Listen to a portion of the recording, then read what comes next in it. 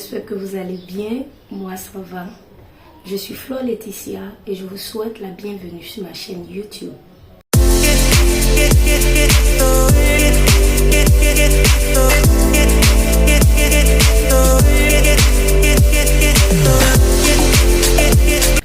Aujourd'hui, nous parlerons du TCF Canada. Alors, il n'est plus à présenter, le TCF Canada est le test de connaissance du français. Pour toutes les personnes qui souhaitent immigrer au Canada, elles se doivent de passer ce test. Le test est composé de 4 sessions. On a la session de compréhension orale, la session de compréhension écrite, la session de l'expression orale et la session de l'expression écrite. Dans cette vidéo, nous nous attarderons sur la session de la compréhension orale. La session de compréhension orale dure 35 minutes. Elle est composée de 39 items et les types d'exercices proposés sont des extraits d'émissions radio, d'écoute de dialogue, des monologues et bien d'autres choses. Les compétences évaluées sont la compréhension des idées principales, les détails spécifiques, les inférences, etc. Pour cette vidéo, je ferai une simulation d'une séance de compréhension orale. Mais bien avant ça, on parlera des astuces et stratégies pour réussir la partie compréhension orale. Suivez avec moi. La compréhension orale dure 35 minutes. Elle est composée de 39 items. Les types d'exercices proposés sont des extraits d'émissions radio, d'écoute de dialogue, des monologues, etc. Les compétences évaluées sont la compréhension des idées principales, les détails spécifiques, les inférences. Astuces générales pour réussir la compréhension orale. Alors, ici, il est question de s'habituer à la langue parlée en écoutant des podcasts, des émissions de radio ou des vidéos francophones. Il faut varier les accents, surtout québécois, pour être prêt à toute éventualité. Prenez des notes pendant les écoutes pour retenir les informations clés. Stratégie spécifique pour chaque type de question. Pour répondre aux questions d'inférence, il faut souvent lire entre les lignes et comprendre le contexte. Pour répondre aux questions sur les détails, il faut bien se concentrer sur les dates, lieux, chiffres, etc.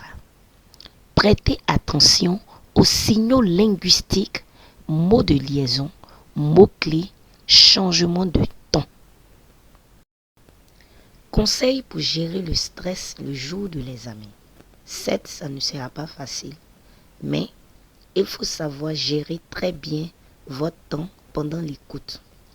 Restez concentré même si une partie de l'audio n'est pas comprise. Évitez de regarder autour de vous pour savoir ce qui s'y passe. Vous restez concentré. Place maintenant à la simulation. On y va. A. Je vais faire des courses. B. Je vais prendre une douche. C. Je vais lire sur le canapé. D. Je vais préparer le repas. A. Assieds-toi. B. Monte vite. C. Prends ce train. D. Reste debout.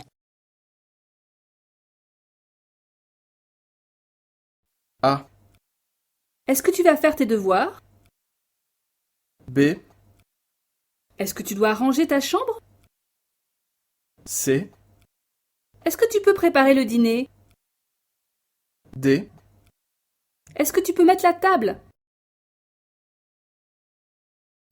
Bon, vous allez A. Laver la voiture. B. Prendre une douche. C. Essuyer la table. D. Ranger la salle de bain.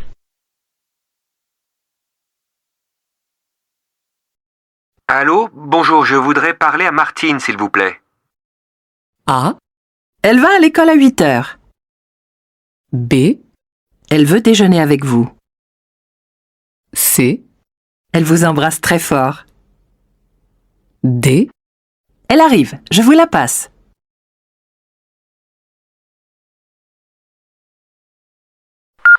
Bonjour, c'est l'assistante du docteur Weber. Je vous appelle pour vous informer que votre rendez-vous avec le docteur est bien le 16 mai à 16h45. Je vous souhaite une bonne journée. Pourquoi l'assistante du docteur appelle? A. Pour annuler un rendez-vous. B. Pour changer un rendez-vous. C. Pour confirmer un rendez-vous. D. Pour prendre un rendez-vous. Quand commencez-vous votre nouveau travail? A. Jusqu'à la fin. B.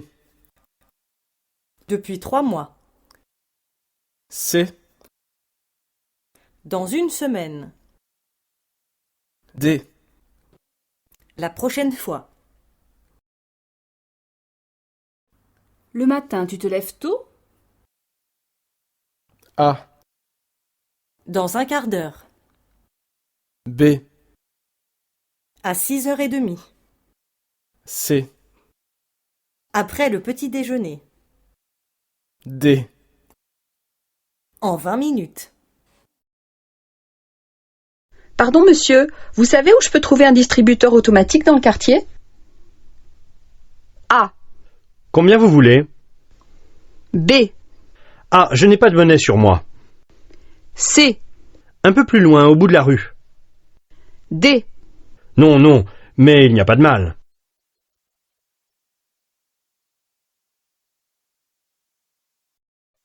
Tu sais qu'Olivier organise un barbecue ce soir? Tu y vas? A. Non, je n'achète pas de saucisses. B. Évidemment, c'est mon meilleur ami. C. Sans doute, mais la réunion est reportée. D. Oui, je vais faire du feu si tu veux. Salut Emmanuel. Alors, comment s'est passé ton week-end? On a marché et grimpé pendant des heures, mais le paysage valait vraiment le coup d'œil. On a mangé des sandwichs au bord d'un lac en se dorant au soleil. Le rêve. Vous avez vu des animaux? Oh oui, j'ai même failli me faire piquer par un serpent. Où la jeune femme a-t-elle passé son week-end? Que penses-tu de cet appartement? Je préfère celui qu'on a visité hier. Il était plus lumineux et moins cher. Oui, c'est vrai que celui-ci est un peu sombre. Mais il est spacieux. Cela nous changerait de notre petit 2 pièces. On ne pourrait pas trouver un compromis. Que nous apprend cette conversation? Alors, il paraît que tu vas te marier? Félicitations. Merci. Tu connais peut-être mon futur mari? C'est l'ami de Jacques. Mais oui, je vois qui c'est. Oh, quand se déroulera la cérémonie? Au mois de juin. D'ailleurs, j'en profite pour te dire que tu seras de la fête. Qu'est-ce que l'homme apprend dans cette conversation? Bonjour, Madame Plichon. Comment allez-vous? Ce n'est pas la grande forme. Qu'est-ce qui ne va pas? Toujours vos jambes qui vous font souffrir? Et vos pieds? Non, ça va mieux. Mon mal de tête va mieux aussi. C'est mon dos maintenant qui me fait mal. Bon, je vais vous ausculter. Venez avec moi. De quoi souffre maintenant Madame Plichon? Le Festival d'Avignon est probablement le festival le plus populaire du sud de la France. Il regroupe des centaines d'artistes, des comédiens, des musiciens, des acrobates et aussi des chanteurs. Mais Avignon reste avant tout le festival de théâtre par excellence. Si vous avez le temps et de l'argent, vous aurez la chance d'assister à des spectacles de grande qualité dans les plus beaux théâtres de la ville. Cependant, si vous n'avez pas pris le temps de réserver vos places ou que votre porte-monnaie est vide, vous pourrez toujours assister aux spectacles de rue. La qualité sera au rendez-vous aussi, mais pas le confort. D'après le journaliste, le Festival d'Avignon est fait pour... Après ces derniers jours assez nuageux sur l'ensemble du pays, il y aura quelques éclaircies aujourd'hui sur la moitié sud. Pour le reste, toujours beaucoup de nuages. Attention, les températures seront fraîches aujourd'hui pour la saison. Pour le week-end, préparez les pique-niques. Le temps s'annonce ensoleillé et chaud. Prochain bulletin météo dans une demi-heure. Qu'annonce ce journaliste? Tiens, salut Agnès, ça va? Alors ça y est, tu l'as trouvé ton nouvel appart? Oui, mais j'ose pas encore y croire. C'est vraiment l'appart de mes rêves, grand, plein de charme et surtout très bien situé. Et à 5 minutes à pied de mon boulot. En plus, le loyer est tout à fait abordable. Oh, génial. Alors t'emménages quand? Attends, pas si vite. Le propriétaire n'a pas encore approuvé mon dossier. Mais bon, je vois pas pourquoi il serait refusé. Je saurai ce qu'il en est après-demain ou plus tard.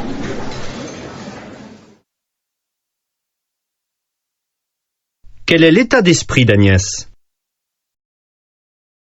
Bonjour madame, je souhaiterais ouvrir un compte s'il vous plaît. Bonjour. Alors, il faut que vous remplissiez ce formulaire. Voulez-vous également un compte épargne à 3%? Non. Non, pour l'instant, un compte chèque me suffira amplement. En revanche, j'aurais besoin d'une carte bleue. D'accord, donc voilà un autre formulaire à remplir pour la carte. Pour la carte à débit immédiat, c'est 70 € par an et 85 pour celle à débit différé. Laquelle préférez-vous? Oh, je vais prendre la moins chère. Dans combien de temps est-ce que je recevrai ma carte? Sous une dizaine de jours, mais comptez au moins 15 jours pour le chéquier. Que désire le client? Salut chérie, mais qu'est-ce que tu fais là? Je croyais que tu étais au travail aujourd'hui. Comment, qu'est-ce que je fais là? Ne me dis pas que tu as oublié. J'ai pris mon après-midi pour me préparer à notre soirée en amoureux pour nos 15 ans de vie commune. Et toi, t'arrives comme une fleur en me demandant ce qui se passe. J'avais pas oublié, je te faisais une blague. On va pouvoir dîner à la maison en amoureux tous les deux ce soir. Laisse-moi 1 minute et je reviens avec une bonne bouteille de champagne. Quoi? Tu as aussi oublié notre soirée au restaurant du château? C'est quand même formidable. On a réservé il y a plus de 4 mois. Je te remercie vraiment pour l'importance que ça a pour toi, vraiment. Que pense la femme de cette situation? Ça alors, Christine! Je ne pensais plus jamais te revoir dans cette ville, et encore moins dans un cabinet médical. Alors ça, pour une surprise, c'en est une. Bernard, que deviens-tu? Tu n'as pas quitté la ville depuis tes études à l'université? Et non, j'y enseigne même. En ce moment, je suis en vacances. Et toi, tu en es où? Eh bien moi, j'ai arrêté mes études de chimie et je suis partie à Paris. Depuis, je travaille dans l'informatique. Tu vois, j'ai complètement changé de voie. Tu reviens ici pour revoir tes parents? Malheureusement, non. Nous sommes ici avec mon mari pour suivre un stage dans le cadre de notre travail. Dans quel domaine travaille Christine? Je ne suis pas du tout satisfaite de l'aspirateur que j'ai acheté chez vous il y a 3 jours. Que se passe-t-il, madame? Il ne fonctionne pas? Il n'avale pas toute la poussière. Et en plus, il fait un bruit. Effectivement, c'est bizarre. Montrez-moi cet aspirateur. J'exige d'être remboursé. Vous avez le ticket de caisse? Je vous en propose un tout neuf. Comment la cliente se comporte-t-elle? Monsieur Bertrand, vous êtes accusé d'avoir volé le sac de Madame Plante. Je suis innocent. Je n'ai rien fait. Je ne comprends pas, madame le juge. Bon. Que faisiez-vous lundi dernier dans l'après-midi? Je travaillais dans ma boutique comme d'habitude. Vos employés ont déclaré que vous vous êtes absenté 1 heure. J'effectuais une livraison. Je me trouvais au mauvais endroit, au mauvais moment. Qu'arrive-t-il à monsieur Bertrand?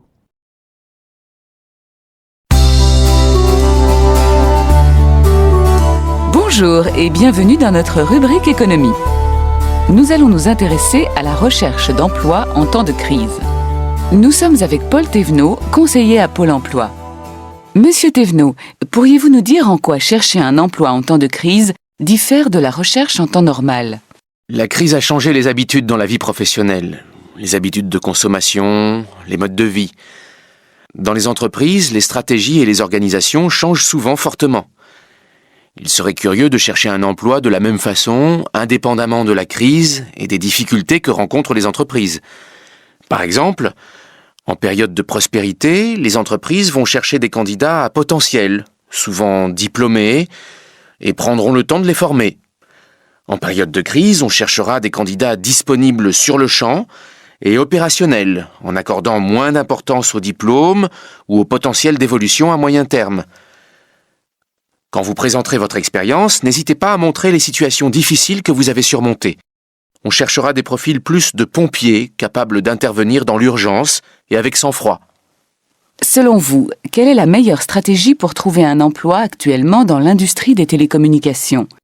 Mieux vaut privilégier les candidatures spontanées, les réponses aux offres d'emploi, les réseaux sociaux sur Internet? Tout ce que vous décrivez est utile. Il convient de faire feu de tout bois, ce qui vous permet aussi de détecter les opportunités et les filières qui marchent. Les réseaux sociaux deviennent incontournables. Attention aux informations que vous faites figurer et qui resteront longtemps sur le net. D'après le conseiller, quel profil de candidat à l'emploi les entreprises recherchent plus particulièrement en temps de crise? Imposant et surplombé par quelques nuages, le mont Fuji est l'un des sites japonais les plus touristiques. Ce samedi, la montagne japonaise est inscrite sur la liste du patrimoine mondial de l'UNESCO. 16 603 hectares, 3 776 mètres d'altitude, 200 000 visiteurs annuels au moins. Son sommet est souvent couronné de neige. Au fil des ans, le mont Fuji, ou Fujisan, est devenu un lieu sacré.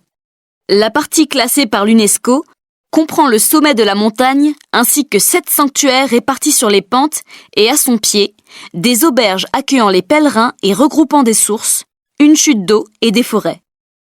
Le Fujisan est l'objet d'un pèlerinage depuis des siècles. Les nombreuses œuvres inspirées par ce monument naturel ont fait de cette montagne un véritable symbole de la culture japonaise. C'est probablement la raison principale qui a motivé la décision du comité. D'après la journaliste, quelle est la raison essentielle pour laquelle le mont Fuji a été classé au patrimoine de l'UNESCO? Comment suivre correctement l'évolution de la faune et de la flore de notre planète? Alors que moins de 2 millions d'espèces ont été identifiées, et qu'il en existe probablement plus de 10 millions, 4 scientifiques lancent un appel. Ils proposent de mettre en place un baromètre de la vie, en suivant le devenir de plus de 160 000 espèces vivantes sur notre planète, un index qui permettrait de suivre l'impact des activités humaines et des politiques de protection de la nature. Un travail immense, dont le coût serait paradoxalement faible. Sur quoi porte l'appel des scientifiques? Pas toujours fiables, souvent instrumentalisées, voire carrément manipulées, les enquêtes d'opinion n'ont pas bonne presse. Souvent présentes dans le débat public, notamment en période électorale, elles ont fini par susciter le rejet. Les sondages, c'est comme les horoscopes. On sait bien qu'il ne faut pas trop s'y fier, qu'ils ne relèvent pas de la science exacte, mais à chaque fois, c'est la même chose. On ne peut s'empêcher de les lire. Où en est la cote du président? Qui est le meilleur candidat de l'opposition?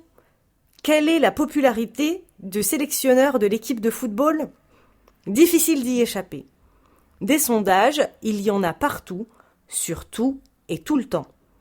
À l'instar de la météo ou des cours de la bourse, ils font partie intégrante de notre quotidien.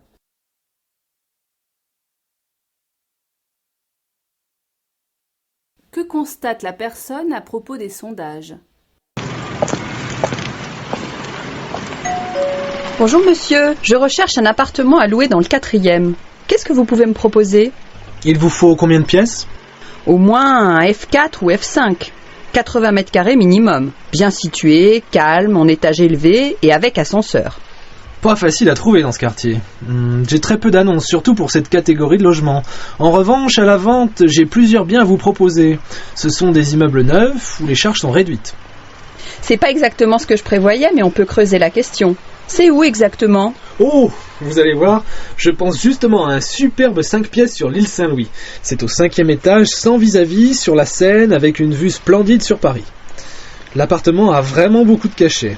Tenez, voici sa fiche descriptive. Vous souhaitez le visiter? En bas à droite, c'est le prix de l'appartement? Oui, mais c'est le prix demandé. Le propriétaire est sans doute prêt à négocier. Bon ben, écoutez, je vais réfléchir. J'en parle à mon mari et je vous recontacte si nous sommes intéressés. C'est parfait, on fait comme ça. À bientôt alors.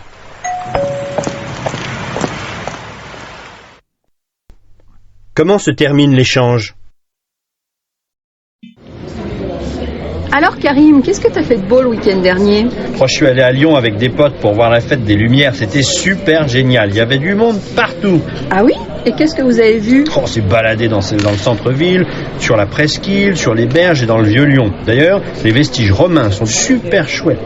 Il y avait des spectacles de son et lumière un peu partout dans la ville. Cette année, par exemple, la façade de la cathédrale Saint-Jean était colorée comme elle a dû l'être au Moyen-Âge. C'était vraiment trop beau. Ah ouais? Et ça a lieu chaque année cette fête? Ben ouais, et en plus les événements sont toujours différents. Par contre, les Lyonnais mettent des lumignons à la fenêtre tous les 8 décembre au soir. Et en fait, c'est une histoire qui remonte au Moyen-Âge. La Vierge aurait sauvé la ville de la peste. Et depuis, ses habitants lui rendent hommage chaque année. Ah tiens, c'est intéressant. J'aurais cru que c'était lié aux frères Lumière. Andouille, tu ferais bien d'aller plus souvent à Lyon. D'après cet échange, qu'est-ce que la fête des Lumières? Bon, Jocelyne, veuillez annuler mon rendez-vous avec Monsieur Martin, le directeur commercial. Je ne serai pas en mesure de le recevoir cet après-midi et surtout, c'est la dernière personne que je veuille voir après sa piètre performance auprès de nos clients japonais. Ah bon? Mais qu'a-t-il fait? Oh, qu'a-t-il fait? Il a perdu un contrat, avec plus d'1 million d'euros à la clé, vous vous rendez compte? D'ailleurs, je dois immédiatement rappeler Monsieur Ishii afin d'essayer de rattraper l'affaire. Alors, annulez tous mes rendez-vous et ne me passez donc plus aucun appel, je ne suis là pour personne. Entendu. Quelle est l'intention de l'homme? Alors, que faut-il faire pour garder un café en parfait état? Mettez-le immédiatement au frigo car la température ambiante va le dessécher et lui faire perdre sa saveur.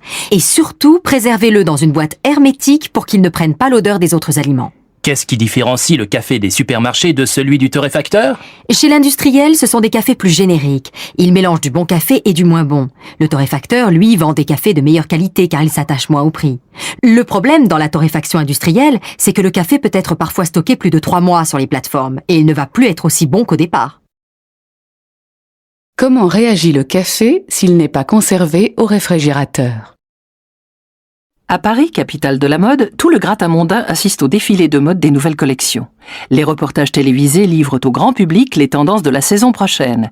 Mais derrière les grands noms de la haute couture comme Yves Saint Laurent ou Christian Lacroix, il ne faut pas oublier les équipes de couturières.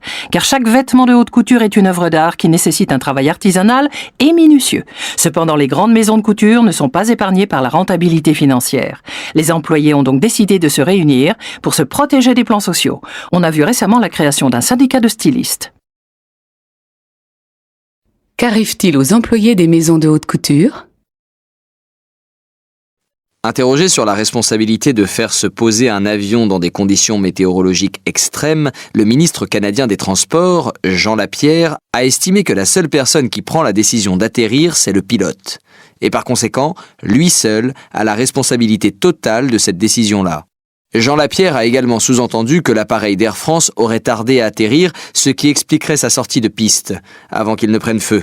Le ministre a ajouté que l'avion s'était probablement posé trop tard sur la piste, ce qui expliquerait qu'il se soit retrouvé à 200 mètres. Air France ne souhaitait pas réagir à ces propos dans l'immédiat, renvoyant à l'enquête en cours. Qu'affirme le ministre des Transports?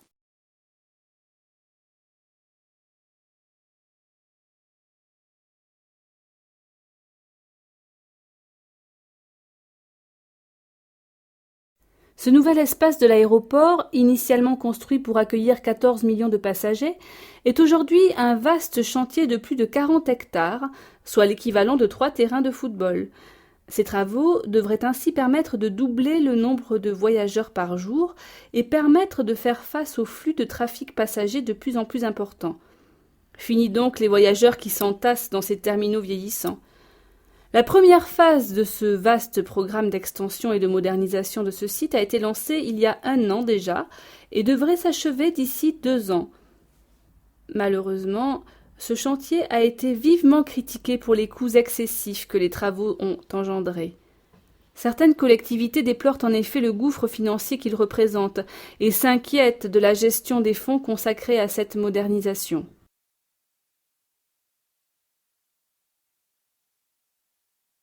Sur quoi porte le chantier?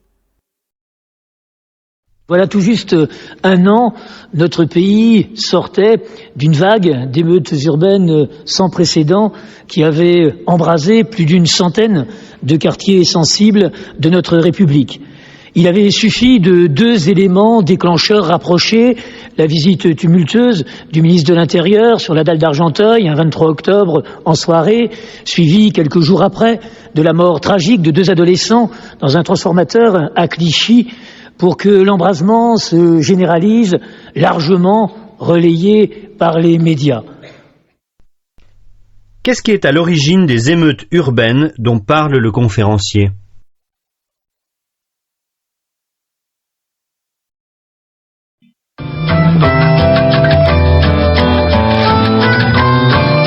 Alors, est-ce qu'en France, l'interdiction de fumer dans les lieux publics, donc depuis le 1er janvier 2007, et dans les cafés, restaurants, discothèques depuis cette année, a déjà produit des effets mesurables sur la santé ? Permettez-moi juste avant de vous féliciter pour votre chapeau que vous avez fait d'introduction qui résume très bien la situation. Alors, l'interdiction a déjà eu un retentissement. En effet, il semblerait, d'après les études, que 15% environ en moins d'infarctus et d'accidents vasculaires cérébraux ont été constatés dans les urgences et on rejoint par là même les chiffres de Milan et de New York. Depuis le début de cette année ? Depuis le début, entre janvier et mi-février 2008. Quelle est la phrase qui correspond le mieux aux propos de la personne interviewée ?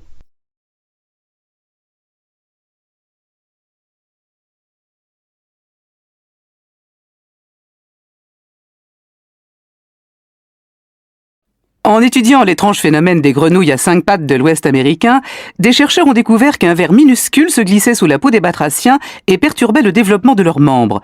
Ce parasite grandit, se métamorphose et se multiplie à l'intérieur d'un escargot d'eau, puis va ensuite dans le tétard. L'homme joue un rôle dans ce processus, car les engrais qu'il utilise favorisent la prolifération d'algues et par conséquent des mollusques qui s'en nourrissent.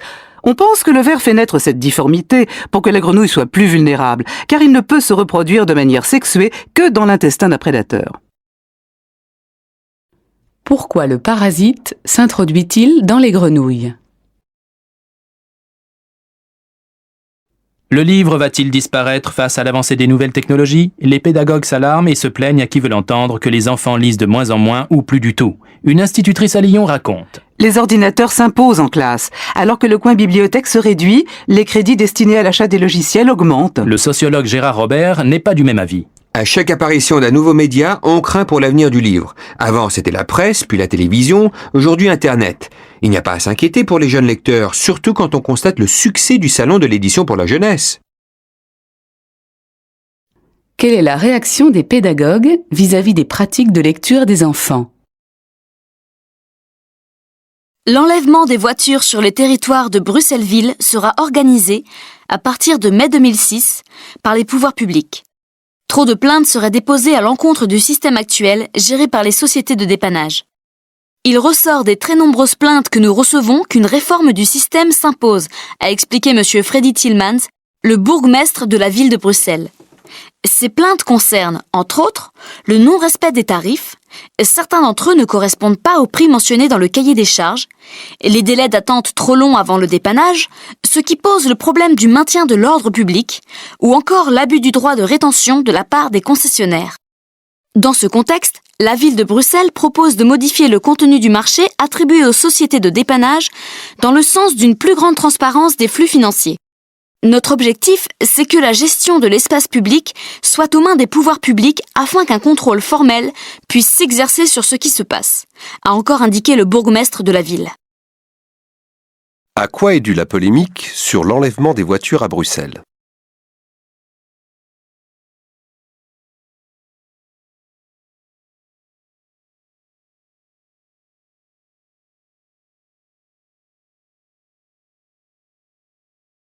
Avant de répondre à notre question « Comment concilier discipline et dialogue ?» et discuter des pratiques de terrain, je vais faire un cadrage conceptuel pour définir les idées qui sont en jeu. Une discipline, d'une manière générale, c'est une mise en ordre des comportements à des fins d'organisation, et je dirais d'organisation collective. On parle quelquefois de discipline individuelle quand les gens se disent par exemple « Il faut que j'ai plus de discipline dans ma vie », il faut que j'ai une discipline morale, il faut que je me discipline, mais en règle générale, Quand on parle d'une discipline individuelle, c'est en référence à des règles collectives parce que quelqu'un qui se donne une discipline pour lui tout seul, à lui tout seul, jusqu'à en arriver à accomplir de manière répétitive une série de gestes, de conduites, reconnus comme irrationnels, a toute chance d'être pris pour quelqu'un qui a ce qu'on appelle des TOC, des troubles obsessionnels compulsifs.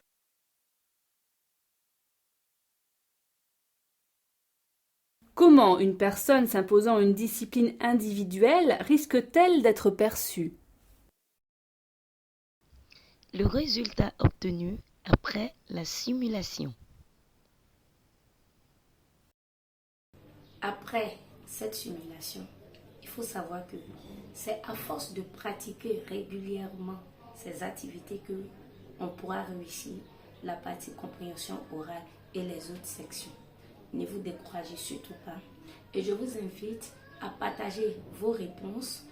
S'il y a d'autres personnes qui aimeraient poser des questions, vous pouvez les poser dans la section commentaires. Et surtout, n'oubliez pas de liker, commenter, partager afin de me donner de la force. Je vous remercie et à très bientôt pour la section compréhension écrite.